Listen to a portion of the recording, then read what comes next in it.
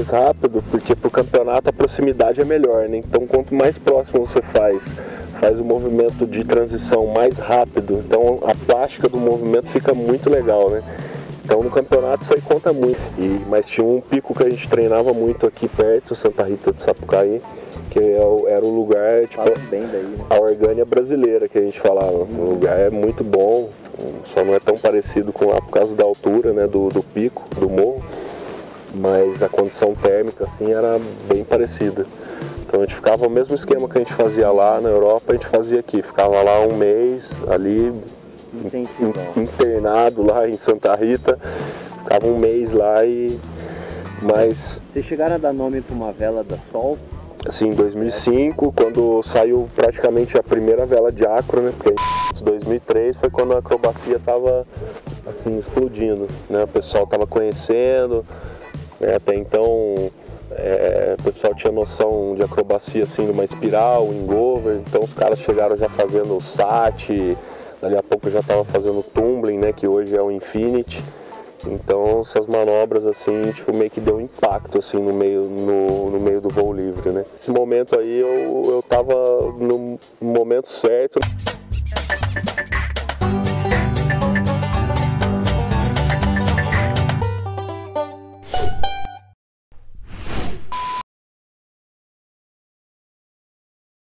O que eu tô falando aqui, mano? Renato Lopes. Renato Lopes, tá há quantos anos, Renato? 37. E desses 37, quanto de voo? Agora acho que 23, por aí. Você é voador de onde? De Poste Caldas. Poste Caldas. Como é que você descobriu o voo? O voo descobri, na verdade, eu fazia um resgate, né, pra turma aí. Tinha uns 13, 14 anos. Vinha fazer o resgate, ia buscar e aí, de repente, comecei a ir pros morrinhos, né? Mas você tinha uns amigos, então? Tinha meu primo, meu tio que voava já. E aí, uma galera começou a voar e eu fui também, né? Não era menor de idade e tal, tinha problema com a fiscalização da ANAC, era complicado essa época. Né? Conta pelo menos uma história aí, como é que é isso aí? Então, tinha problema de vir voar aqui, o pessoal do aeroporto colocava umas regras aqui pro clube, né, que tipo não poderia voar menor de idade e tal, que senão os caras iam fechar a área, né, o pessoal lá na época era o Serac 3 que controlava o espaço aéreo aqui, né, que era o serviço regional da ANAC, então eles vinham aqui direto fiscalizar e tal, e essa época a gente voava, aqui tinha eu e mais um, né, o Preguiça também era menor de idade e... Era canseira, cara, porque tipo assim, do nada os caras chegavam aí, queriam aprender equipamento, fazia aquele auê todo, até completar 18 anos, os caras aprenderam 3 vezes o equipamento. E perdia o equipamento ou não? Não, tipo, das primeiras vezes não, da última vez eles emitiram a multa de quase uns R$1.000, eu fiquei com o equipamento uns 10 meses preso lá no aeroporto. Aí eu comecei a alegar que o equipamento ia estragar, né? Então comecei a ligar no Rio de Janeiro para falar com os caras, tipo, major, brigadeiro do ar, não sei das quantas lá, e aí fui pegando uns caminhos e tal, consegui alegar isso aí, porque senão tinha ficado mais tempo preso. Na época era complicado. E aí depois que virou a ANAC, ficou um negócio mais maleável. A lei já começou a favorecer já o pessoal que estava começando com 16 anos. Então, tipo, começou uma galerinha mais nova a voar. Nessa época, o meu instrutor se baseou na lei do paraquedas, né? Então, tipo assim, até então eu comecei, fui indo e tal, só que aí depois que deu um auê todo, fazia umas manobras aqui também, já meti umas... Você começou com 13, 14 anos? É, de 13 para 14. Depois eu comecei a fazer o morrinho, mas assim, foi bem rápido o processo. Eu me adaptei muito fácil, né, com o parapente. Quem te formou? Foi o Luiz Pasquale, o instrutor que formou a galera toda aqui no começo, né. O cara botou fé, né, no começo viu que eu tava com uma habilidadezinha, já pegou e me soltou da rampa acho que com menos de um mês, umas 5, 6 aulas. E conta pra gente como é que foi esse negócio, foi meio que natural pra você, porque a turma eu escuto meio que de orelha aí, falaram que você pegou muito rápido isso aí. De ouvir, você sempre fez esporte, como é que você acha que... Então, no morrinho de aula, o instrutor já fazia, tipo assim, quando o vento estava forte, acho que duas vezes aconteceu isso aí. O cara ficou puto pra caramba, né? Tipo, não tava dando voo pros alunos, tipo, tava um vento às vezes forte, o cara decolava, abria o parapente e decolava também, assim. O cara ficava puto da cara, mas nessa aí o cara se ligou que já poderia já me soltar pra voar, né? Que eu não precisava ficar ali muito tempo no morrinho. Já percebia bastante, assim, já a galera que voava, né, já como é que era e tal, não tem muito segredo, né, o parapente, o básico é você saber inflar ele bem, decolar e pousar, e dentro desse processo aí você vai pegando o jeito, né, do movimento da asa, tal, de pêndulo, né, e tal, então você dominando bem já isso aí no começo, depois você deslancha, né? E quando que o voo começou a ficar já mais sério pro seu, assim, o Lopes? Com quantos anos você tinha? Como é que foi esse processo aí? A gente vai entrar na parte dos campeonatos, você voou lá fora. Então, esse processo foi meio rápido, assim, desde o começo até pro cross country, que foi quando eu comecei, né? Então a acrobacia foi um negócio que foi vindo aos poucos, porque automaticamente quando eu voava, eu não só pegava as térmicas, subia e tal, eu tava sempre, tipo, desenvolvendo esse lado mais do acro, né? Tipo, gostava de fazer já umas curvas mais fortes e tal, mas na época, quando eu aprendi, tinha uns clipes de voo, uns caras mais famosos, assim, tipo, de fora. Então, nesses clipes os caras faziam várias manobras e tal, e era um negócio que me incentivava bastante, assim, né? Olhava, falava, nossa, quero fazer isso um dia, quero chegar pelo menos parecido com esse nível. E eu ia provando, aos pouquinhos eu fui provando uma coisinha aqui, outra ali e tal, mas o que prevaleceu no começo foi o cross country mesmo. Tipo, logo no segundo ano, já depois de 96 eu me formei. Em 97 eu já estava indo para o Campeonato Brasileiro e tal, teve um Campeonato Brasileiro por equipe em Cambuquira, só que nós fomos desclassificados porque a gente era menor de idade. Tava no último dia, os caras deram uma pelada, né? A gente tava já para ganhar por equipe e aí desclassificaram a gente, assim. Mas depois acabou que ficou meio que assim desconversado, né? Tipo, podia, mas não podia. Então, não era aquele negócio que, tipo, né, pô, foi lá, mandou bem e... Aí beleza, você começou então meio que com o cross, assim. O cross. Comecei com o cross. Meu melhor ano foi em 99, né, quando eu peguei já um parapente mais de ponta, assim, que era lançamento. E... Você tinha apoio da Sol nessa época do cross? Não. A Sol, eu comecei com a Sol em 2003 só. Que aí eles vieram aqui, eles já tinham um piloto que era de fora, né, o Pablo Lopes. Então o Pablo já estava dentro da equipe SAT, que os caras já estavam já ganhando campeonato, já estavam numa ascensão fodida. Então, tipo, eu meio que peguei esse barco aí nesse momento. 2003 foi quando a acrobacia estava assim explodindo, né? O pessoal estava conhecendo, né? Até então o pessoal tinha noção de acrobacia assim, numa espiral, wingover. Então os caras chegaram já fazendo o SAT, dali a pouco já estava fazendo o tumbling, né? Que hoje é o Infinity. Então essas manobras assim, tipo, meio que deu um impacto assim no meio do voo livre, né?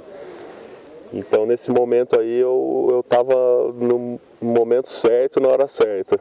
Esse 2003 que o pessoal da Sol que chegou aqui em Poste, descobriram como, Renato? Então teve um campeonato, né? Durante esse campeonato o Pablo Lopes estava aqui e eu tava voando de duplo, tal, a gente tava aqui, né, fazendo... Já estava trabalhando com voo? Sim, já tava fazendo voo duplo, já fazia já uns 3 anos. Porque na verdade o que aconteceu? Vamos voltar na linha do tempo. Vamos voltar um pouquinho. Em 99 eu tive esse problema de apreensão do parapente, né, por causa daqui da restrição da ANAC. Então eles apreenderam meu equipamento, ficou 9 meses preso. Então nesses 9 meses eu estava sem equipamento e eu voava no parapente dos caras aqui. Então, assim, eu decolava, ficava fazendo umas brincadeiras e voltava na rampa, então eu ficava o dia inteiro nessa firula. Então, automaticamente comecei a desenvolver mais já pro lado da acrobacia, porque eu deixei de fazer o cross. Ficou mais engaiolado aí. E esse último campeonato que eu fiz, eu fiquei super bem, assim, tava com o parapente de ponta, na época era o top do momento. Foi um Pan-Americano em Governador Valadares, eu fiquei acho que em nono. Fiquei em nono, fiz umas provas tipo na frente com os caras que já estavam voando mais, Molequinho, né? pra caralho. Molequinho, Mais ou menos. Tava essa época e tava com 16 para 17 Tá voando pau a pau com os toros. já tava voando de igual já pros caras, assim, tipo, voava no primeiro pelotão, já voava, conseguia voar mais rápido, né? Mas faltava ainda dar aquela lapidada e tal, porque tem as estratégias, né, do dia, né? Tem dia que você tem que voar um pouco mais lento, um pouco mais rápido, saber dar o tiro na hora certa, na hora de chegar no gol. Apesar que era diferente também, né? Não tinha o end of speed.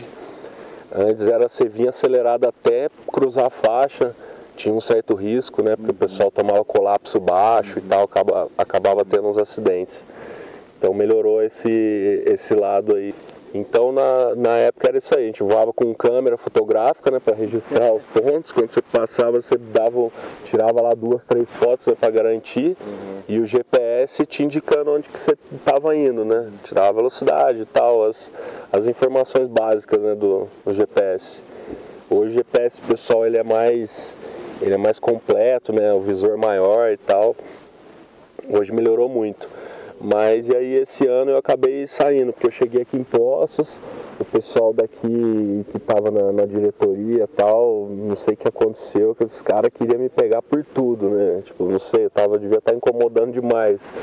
Mas assim, a única coisa que eu tava querendo era só voar e desenvolver o voo, tipo, não tava querendo arriscar a vida de ninguém aí e tal, mas acabava que eles me colocavam dessa forma. Assim, que tipo, eu tava, né, porque às vezes estava voando, metia a mão no parapente, descia rápido e tinha a galera voando e tal, às vezes passava próximo, então o pessoal meio que achava ruim, né? A turma era meio careta assim na época, né? Então a gente já dava uma radicalizada e o pessoal achava que era demais. Tá, aí voltando pra esse negócio do Pan-Americano, aí você se destacou molequinho já na acro.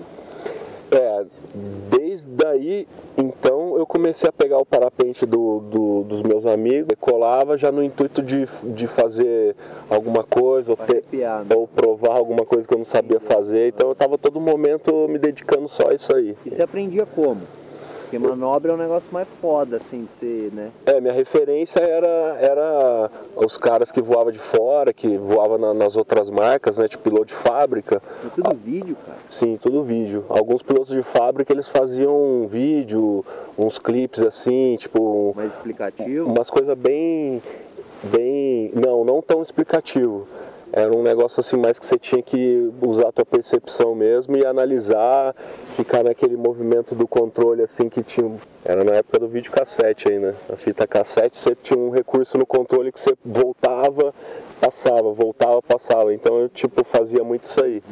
Eu parava no momento certo assim, olhava no momento do pause onde o cara estava atuando com o freio, onde ele estava soltando, o movimento do pêndulo, né? Então... Aí vamos chegar na Sol, beleza. Aí você começou já a focar mais na acro. Isso foi em 99, então eu fiquei assim, meio que tipo, uns 3, 4 anos aí, tipo assim, só me dedicando a movimento de pêndulo, acro e tal, mas na verdade não era o acro verdadeiro mesmo, né? Porque depois eu fui aprender as manobras, né, no ano que eu fui para a Europa em 2003. Então o que aconteceu? Em 2003, o Pablo Lopes já tinha vindo aqui em Poços já. De onde que é esse cara aí? Ele é argentino. Então ele estava dentro da equipe SAT e ele já estava fazendo as manobras já... Uma observação, a equipe SAT e a equipe da Sol era? Não, a equipe SAT é o Safety Acro Team, que reuniu vários pilotos do mundo, né? Reuniu tipo um grupo de amigos, na verdade, né? E eles começaram a divulgar mais a acrobacia, fazer viagens em grupo, né? Na América do Sul aqui, na Europa, começaram a rodar e desenvolver bem esse lado da acrobacia. E eles faziam muitos vídeos assim e tal, então o pessoal já estava ligado, né? que tinha eles, mas não era tão divulgado. Começou a chegar aos poucos, mas em 2003, quando eu estava já começando a entrar já de cabeça nesse mundo, né, foi aí que eu conheci o Pablo. Na verdade, a gente se conheceu aqui em Poços. Eles estavam num campeonato em Valadares e um amigo meu que trouxe ele aqui. Falou pra ele assim, pô, tem um amigo meu que tá lá em Poços e tal, tá meio assim, tá precisando de uma força e tal. E ele acabou trazendo o cara, trouxe o carro dele, falou, vamos lá ficar uns dias lá em Poços e tal, você ficar na minha casa. Ele veio pra cá, a gente se conheceu e depois disso ele voltou pra Sol, né? Então ele falou muito bem lá pro Ari. E na época o Ari tava precisando de um piloto para fazer dupla com ele, para ir pros campeonatos lá na Europa. Então deu tudo certo. Dupla com esse argentino. Deu tudo certo assim. Ele chegou lá, falou bem, aí eles ficaram de vir aqui para conversar e tudo, né? E aí o Fernando Prade, que é o irmão do Ari, veio aqui em Poços e me fez uma proposta, né? Falou, a gente vai te dar um parapente, vai te dar uma grana tal para você começar com o Pablo e fazer alguns dias de treinamento lá na Espanha, né? Com eles lá, com a equipe SAT. Foi top, porque em 10 dias assim eu fiquei impressionado comigo mesmo, assim, em 10 dias eu consegui fazer coisa que eu não acreditava que eu poderia dar conta, assim, né, que, tipo, cara, praticamente eram várias manobras, mas tipo, eu fiquei lá 10 dias com eles, em cada dia eu tava aprendendo uma manobra nova. Na Orgânia, isso aí? Em Orgânia, né. Então assim, a condição de voo, eu cheguei lá, era muito forte, jogava pra cima mesmo, a gente saía do topo do morro assim com 500 acima, o topo tinha 1000 e pouco, então eu chegava a fazer acro com 1500, quase 2000 metros do chão, não estava acostumado com isso, né? Pra mim foi tudo novo. E a adaptação em relação a isso aí também foi difícil, mas eu pensava só que eu estava ali naquele momento e eu precisava fazer aquilo, né? Porque como já era um sonho que eu tinha antes de estar voando profissional, o meu foco era voar nos campeonatos na Europa, conhecer lá, né, e tal, assim, eu nem imaginava que eu iria chegar tão longe. Quantos anos você tinha nessa época aí, ô Lauro? Nessa época eu tava com 20. Nossa, moleque. 20, tava com 20. Então foi no momento certo, assim.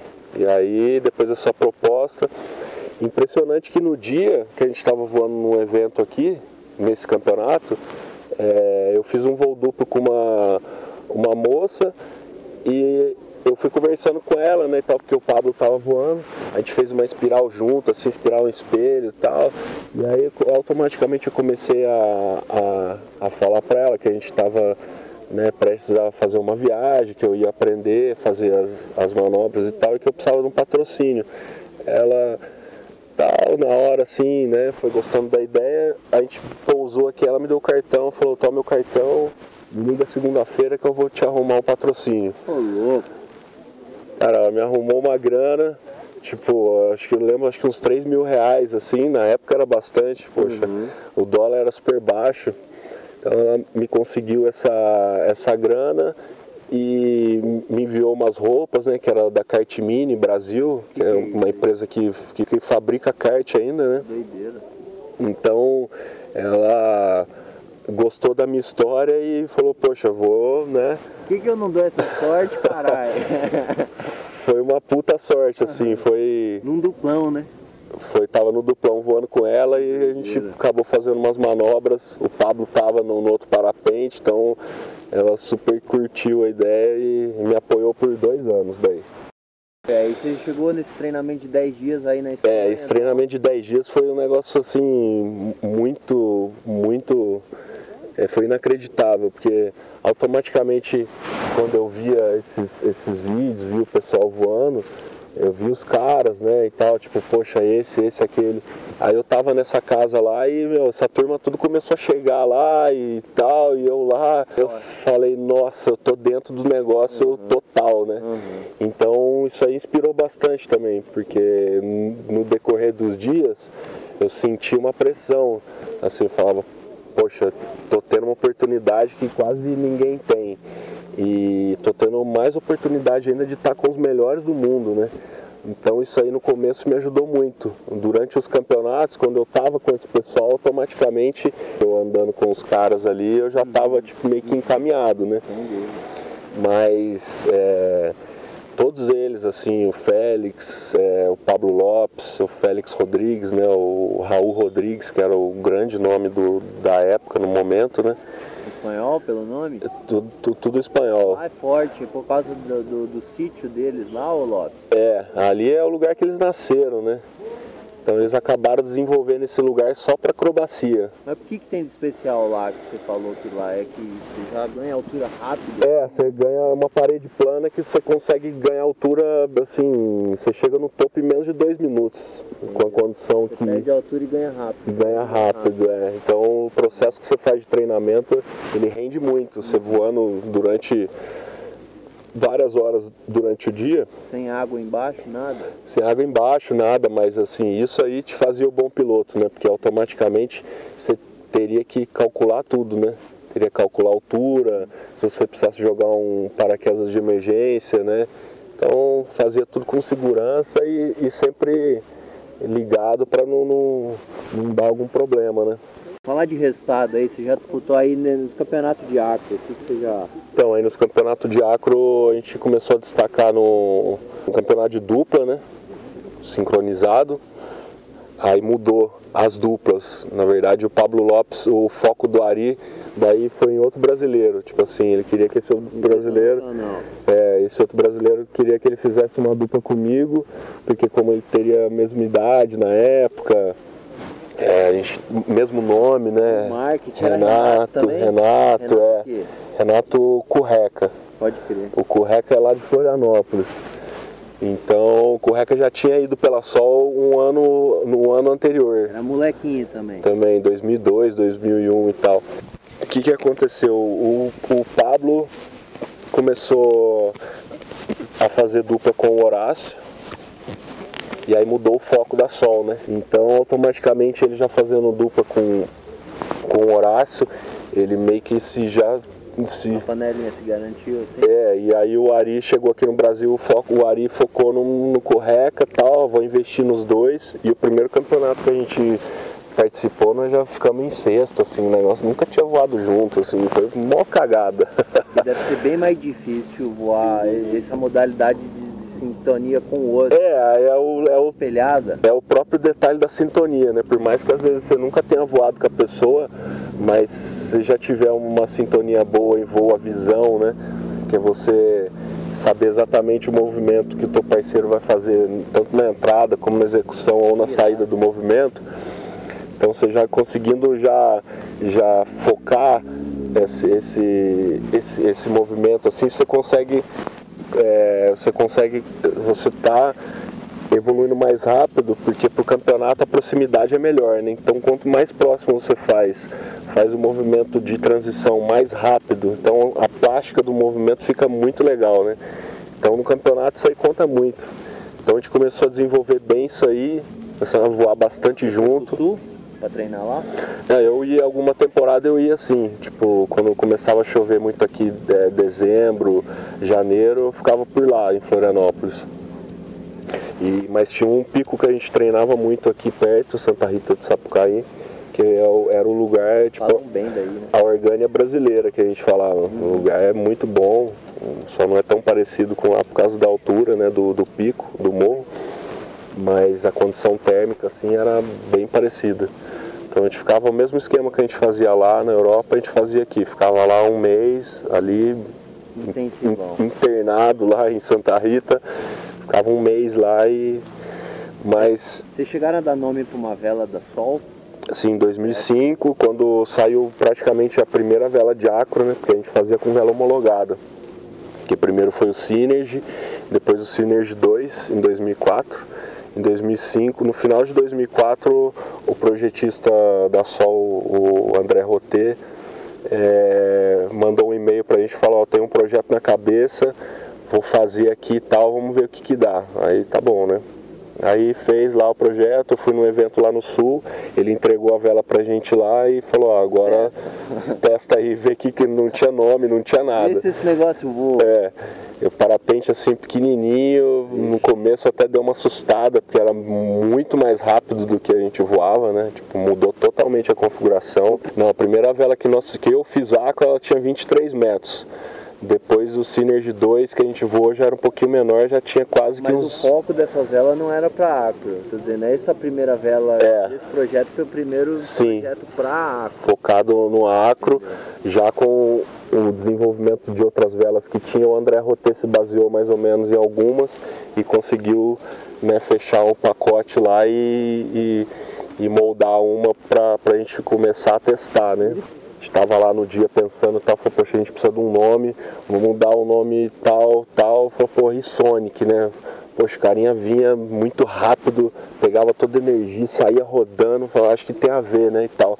Poxa, Sonic e tal, tá, ficou Sonic, o projetista gostou da ideia também, né, tipo, tinha um fundamento, e aí nós começamos a desenvolver esse parapente. Já no ano seguinte, já foi outra, daí já veio a Super Sonic.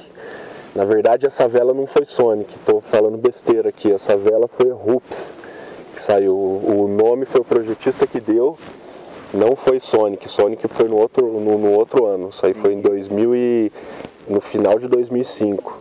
Começo de 2006 a gente já estava com um parapente já quase que já próprio, específico para acrobacia.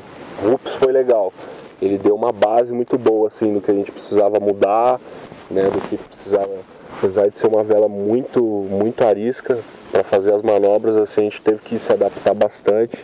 Saiu de um parapente de 23 metros, né, que era o Synergy 2, para uma configuração na Rups que era já 21 metros, assim, já era tipo 2 metros menor. Então já fazia muita diferença. Assim, o que muda numa vela? A velocidade para a execução da manobra, qual é a ideia? Quanto menor a área do velame, mais velocidade você tem, né? Porque você, automaticamente você vai voar com mais peso, né? Você já está fora já do peso padrão. Então para voar acrobacia o padrão é esse, você voa tipo muitos quilos acima do peso dela, que seria o peso específico, né? Mas hoje em dia os parapentes já estão muito bem modelados, assim, já está tudo bem equalizado, assim, na relação, né, de tudo, que é o que faz uma vela de acro ser boa.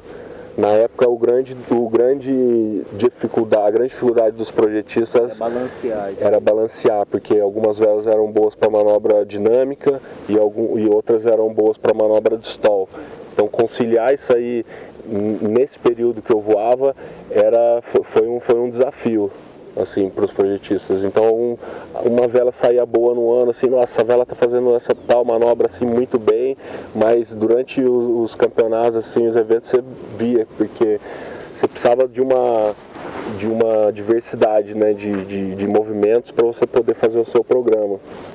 Então, poxa, legal, o cara tá vindo ali fazendo essa tal manobra, às vezes ia fazer uma manobra talvez que era mais básica de fazer, mas a vela já não tinha a entrada na conexão tão perfeita, às vezes, quanto outra, que tinha maior dificuldade de fazer uma manobra que era de mais alto nível, que era o nosso caso da vela Sol. Então, a vela Sol ela não tinha tanta facilidade de fazer o Infinity, que era o começo do Infinity, o tumbling. Então, para esses movimentos dinâmicos, ela era muito arisca, era muito rápida. Ela teria que ser um pouco mais lenta para você ter um equilíbrio maior no movimento do pêndulo e tal. Mas em manobras de stall, ela era perfeita. É isso que eu vou te perguntar. Quando você fala manobra dinâmica, não usa freio, é meio que isso? Assim, qual que é a diferença? A manobra dinâmica são as manobras de velocidade. As manobras de stall são as que você para o parapente e faz com ele tipo em parachutagem ou em pré-stall, né? Não em parachutagem, em pré-stall, que é helicóptero, seria as manobras tipo assim, full dinâmico para conexão com outras manobras, né? Tipo, hoje é tudo conectado. Você tem uns videozinhos aí pra meter em cima do movimento? Tem bastante, tem muita coisa, tem uns vídeos das temporadas, tudo e tal. E de ranking? Aí eu já ouvi de orelha assim que você já ficou tá bem ranqueado no mundo nessa época. Já cheguei durante um evento, já cheguei a liderar o circuito mundial, assim, no meio do evento. Nossa, né? Cara. Já cheguei a liderar, tipo, depois de um evento assim que eu fiquei bem, o que estava na frente ficou um pouco atrás e tal, então nesse momento aí eu consegui estar liderando o circuito mundial, mas pro final assim ele já ganhou os eventos e tal, que era o Raul Rodrigues, né? Era o cara a ser batido na época. Então, tipo, vinha ele, o irmão, o primo dele e a gente, né? Tipo, a gente não tava tão atrás. Eu, por exemplo, eu tava sempre entre os 5. Pode crer. Nos anos, tipo assim, pra frente, depois de 2006, que foi no tempo que o parapente ficou totalmente lapidado, assim, que o André acertou mesmo no projeto. Nesse ano aí eu já comecei a despontar já no ranking. E no Synchro a gente chegou a ganhar alguns eventos, mas era top 3 do mundo sempre, né? Dá pra viver disso aí? Na época dava. Dava? Na época dava sim, porque a gente recebia um salário, né, pra voar, a gente recebia a bonificação no final do ano, 3 parapentes por ano, recebia, tinha todo o suporte, né, pra gente estar indo pros campeonatos, tudo. Curtição pra idade, o melhor que tem. Sim, foi assim, um momento certo, na hora certa, tudo se encaixou nessa época aí. E o que fez desencanar um pouco assim da Acro? Hoje você tá mais foco no duplão, né? Hoje eu tô mais tranquilo, tal. O Acro ele teve uma caída muito forte num período que foi de 2009 até mais ou menos 2011. Um campeonato que era da Red Bull que não tinha mais, né, que foi um detalhe assim, que esse campeonato ele puxava todo o circuito, né? Então, tipo, tudo meio que girava em volta desse evento. Muito grande, né, Red Bull. Tipo, já os caras chegavam com o evento assim, pum. Red Bull à vontade. Sim, tudo arregado, show com caça. Nossa. Dia inteiro pulando base jump, wingsuit. Padrão Red Bull. Padrão Red Bull, Os caras chegavam de paraquedas, assim, pulava, abriu o paraquedas 50 metros da água, assim, eu achava aquilo coisa mais louca do mundo. Falei, esses caras são suicidas, né? Mas era um evento, assim, que dava todo esse pessoal, assim, toda modalidade que tinha um cara louco, é ali que eles se encontravam. 2004, 5, 6, 7, beleza, 8 e 9. Beleza. Você disputou tudo isso aí? Em 2010 também eu disputei os campeonatos brasileiros, eu não fui pra Europa não. Aí fui bicampeão brasileiro, ganhei as 3 etapas aqui no Brasil. E eu fui perdendo o tesão, assim, com o passar na verdade não foi o tesão, a gente tava num ritmo, assim, tipo patrocínio, era tudo junto, né? Esses anos, nos últimos anos, 2008, 2009, eu tava muito dependente do patrocínio da Sol, né? E no momento que eu tava lá, que eu ficava durante uns 5, 6 meses lá na Europa, então durante esses anos aí eu recebia um patrocínio também, por não estar, além de não estar voando aqui no Brasil, tipo, ganhava. Você ficou 5 anos na Europa, mano? Foi de 2003 até 2008 direto? eu fui. Não, direto não. Temporada pra voar? Ficava lá esse tempo. Caralho, pode crer, não sabia. Eu ficava lá esse tempo aí e tinha um amigo lá que me recebia, né? Que era um cara, o distribuidor da Sol na Suíça. Então a gente ficava na casa dele. Ele tinha uma van também que era toda adesivada, com os parapentes, tinha gente e tal, né? Todo no carro, tudo adesivado, patrocínio. Então a gente ia nesses eventos e tal, e ele dava todo esse suporte pra gente lá, né? Então... Essa dependência da Sol foi do tempo que você acha que vai esgotando mesmo, assim, o nome, a renovação é necessária também, porque tem... Também, alguns pilotos se reinventaram, tipo assim, deu uma inovada. Também, né? Mas pra eles ficava mais fácil, né? Como eu já estava na Europa, agora no caso o pessoal, tipo como eu, que estava na América do Sul aqui, já mais distante e tal, né? A moeda bem mais barata. Também, tipo, o dólar frente ao real sempre foi bem mais caro, né? Então, foi um problema, assim, tipo, de colocar a mão no bolso e pagar uma passagem pra lá e ficar todo aquele tempo que eu ficava, né? De vez em quando dá até uma certa nostalgia, assim, você começa a imaginar, pensar, poxa, deixei de fazer isso, aquilo, mas foi tudo, aconteceu tudo intensamente e nessas horas você não consegue também planejar muito o que você vai fazer e tal, você vai meio que seguindo, vai fluindo, né, cara, vai fluindo mas as viagens, assim, em si, foi um negócio... Tá me devendo, então, um trecho aí pra ir nos helicópteros, né, do plano lá, hein? É verdade. Renato Ló, agradecer aqui, Valeu, ó. Valeu mano. o tempo aí, mano. Valeu aí.